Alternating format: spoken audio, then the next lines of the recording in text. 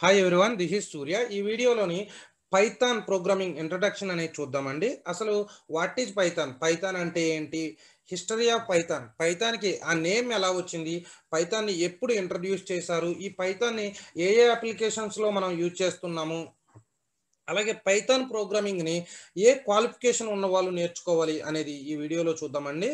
అసలు what is Python, Python is a programming language అండి.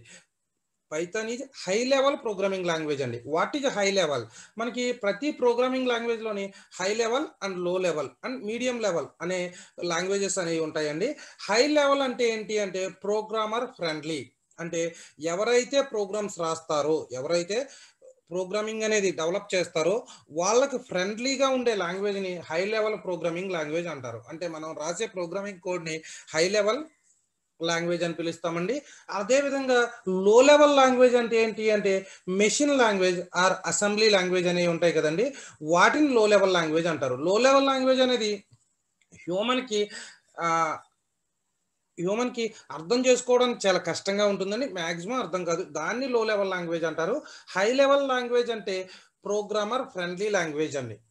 So Python is high level programming language అండి. High level means programmer friendly language.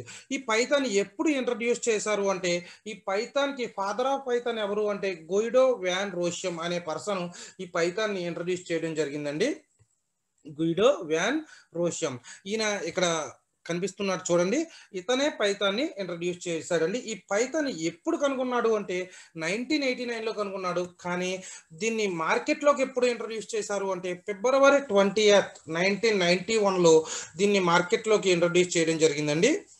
1989లో తన invented చేయడం జరిగింది, but దీన్ని మార్కెట్లోకి ఫిబ్రవరి 20th 1991లో ఇంట్రడ్యూస్ చేశారండి. నెదర్లాండ్లో ఇతను, నెదర్లాండ్ పర్సన్ అండి. ఇతను నేషనల్ రీసెర్చ్ ఇన్స్టిట్యూట్, ఎన్ఐఆర్ఐ అని పిలుస్తారండి, నేషనల్ రీసెర్చ్ ఇన్స్టిట్యూట్లోని దీన్ని ఇన్వెంటెడ్ చేయడం జరిగిందండి. అసలు ఈ పైథాన్కి, ఈ ప్రోగ్రామింగ్ లాంగ్వేజ్కి పైథాన్ ప్రోగ్రామింగ్ అని ఎందుకు నేమ్ పెట్టాల్సి వచ్చింది అంటే, ఇతను 1969 టు 1974లో మనకి బీబీసీ ఛానల్లో ఒక ప్రోగ్రామ్ అనేది వచ్చేదండి, the complete Monty Python circus అనే ఒక సర్కస్ ప్రోగ్రామ్ అనేది 1969 టు 1974లో ఇది ఈ ఛానల్లో ఈ ప్రోగ్రామ్ అనేది వచ్చేదండి.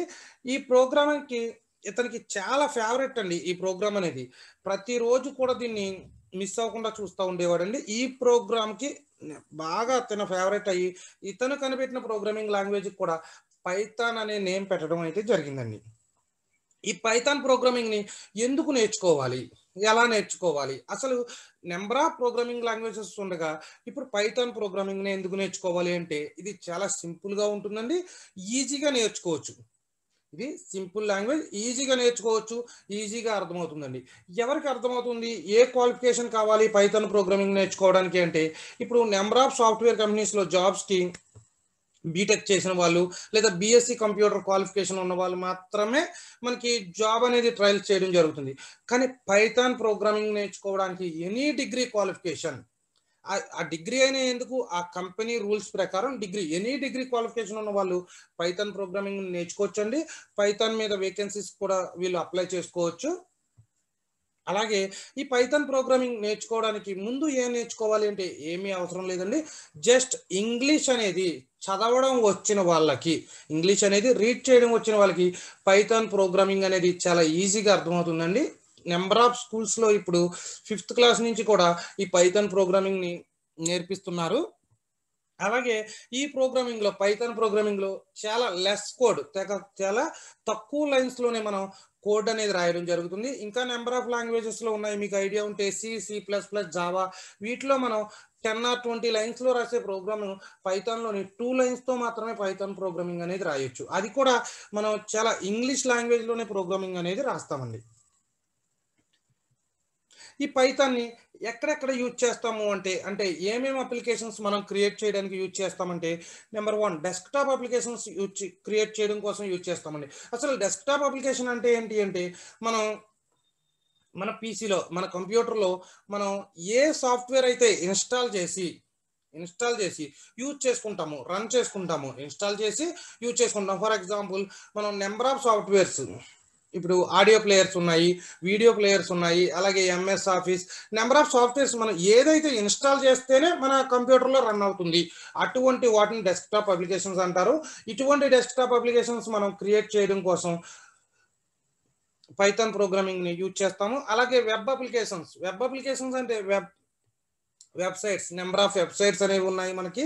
ఈ వెబ్సైట్స్ ఇప్పుడు మార్కెటింగ్ వెబ్సైట్స్ ఉన్నాయి, బిజినెస్ వెబ్సైట్స్ ఉన్నాయి, ఇవన్నీ కూడా మనం డెవలప్ చేయడానికి, ఈ వెబ్ అప్లికేషన్స్ కూడా డెవలప్ చేయడం కోసం మనం పైథాన్ ప్రోగ్రామింగ్ అనేది యూజ్ చేస్తాము. అలాగే నెట్వర్క్ అప్లికేషన్స్ని డెవలప్ చేయడం కోసం కూడా పైథాన్ ప్రోగ్రామింగ్ని యూజ్ చేస్తాము. అలాగే గేమ్స్ డెవలప్మెంట్, గేమ్స్ అనేవి డెవలప్ చేయడానికి కోసం, గేమ్స్ క్రియేట్ చేయడం కోసం కూడా మనం ఈ పైథాన్ ప్రోగ్రామింగ్ని యూజ్ చేస్తాము. అలాగే డేటా ఎనాలిసిస్ కోసం, అలాగే మెషిన్ లెర్నింగ్ కోసం, artificial intelligence, number of applications కోసం మనం పైథాన్ అనేది యూజ్ చేయడం అయితే జరుగుతుందండి.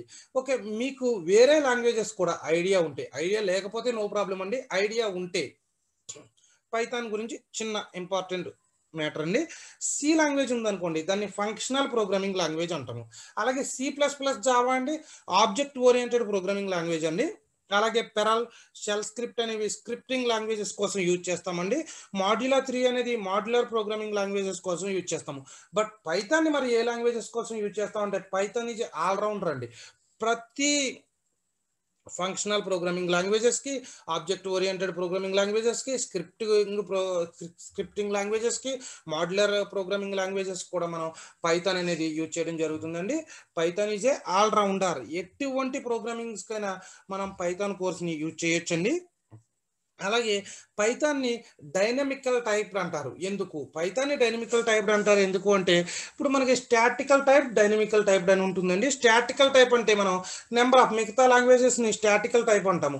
ఎందుకంటే ఇప్పుడు ఫర్ ఎగ్జాంపుల్ ఒక నెంబర్ తీసుకోవాలి, C++, జావా, .NET ఎనీ లాంగ్వేజెస్లో ఒక నెంబర్ని తీసుకోవాలి అంటే, ఫర్ ఎగ్జాంపుల్ A = 10, ఏలో ఏ అనే ఒక వేరియబుల్ని తీసుకుని దాని ప్లేస్లో ఒక 10 అనే నెంబర్ని ఇచ్చాను అనుకోండి. ఫస్ట్ ఆఫ్ ఆల్ మనం ఈ ఏ అనేది ఇంటిజరా, డెసిమలా, క్యారెక్టరా అనేది మనం డిక్లేర్ చేయాల్సి ఉంటుంది. అంటే డేటా టైప్స్ అనేది డిక్లేర్ చేయాల్సి ఉంటుంది. అంటే ఇంటిజరా అంటే నెంబరా, డెసిమలా అంటే డెసిమల్ పాయింట్స్ ఉన్న నెంబరా, అదే ఫ్రాక్షనల్ నెంబరా, లేదా క్యారెక్టర్ అంటే ఆల్ఫాబెట్సా, లేదా స్ట్రింగ్ అంటే ఒక వర్డా అనేది మనం first of all data type అనేది డిక్లేర్ చేయాలి.